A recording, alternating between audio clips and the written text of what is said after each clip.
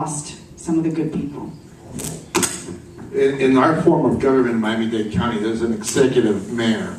Therefore, the mayor's office is the central point of the day-to-day operations of the county. The county commission is a policy-making board. Therefore, I believe in 2 terms, two four-year terms. And I've been a proponent on it. I commit to 2 terms once elected, because I think that we need to bring in new blood into this county. Now, does that preclude a city commissioner to then run at large? If he's done a good enough job as a district commissioner in a hybrid system, he will then go and run at large, because then he has the experience and that global view. And with that, I will be a proponent. Salary increase won't happen until the voters have the confidence that the county commission is doing the right thing.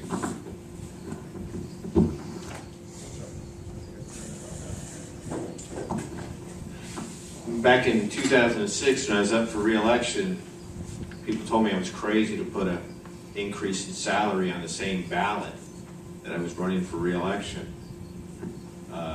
I asked for a raise.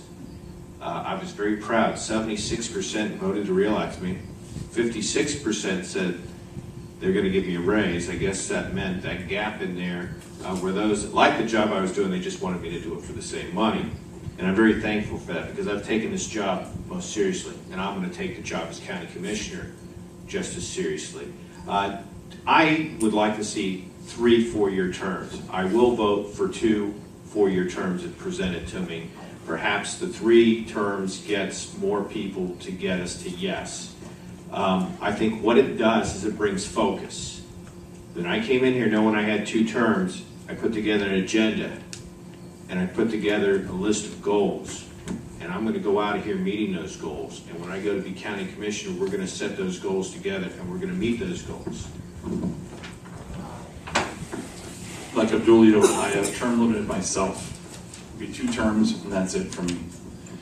And it's more because I believe the vision of our democracy more than 200 years ago was that folks come into public service and they go back. They come in, they go back. Right now, term limits have become a chance for someone to kind of move up, take another step up. You've built this brand, and being a candidate now is very much like a product marketing. You have your name out there, and now you have to exploit it. You have to continue serving. I don't really think that's the way it should be in this democracy. I don't think it's healthy for us to do that. I don't think it's really healthy for government to be so complicated that you need to study it for so long to be able to serve successfully. We need to change and reinvigorate our democracy. Term limits are one good way to do that.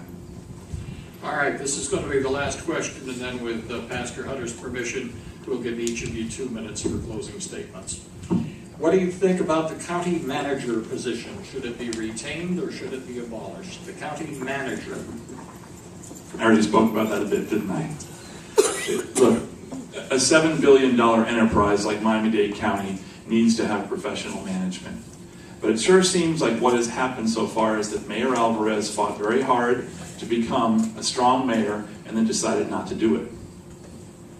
He decided to kind of keep his Dick Cheney, I guess, who was actually running the thing. I think it was a big mistake. I look forward to seeing our first real strong mayor. I'll leave it at that.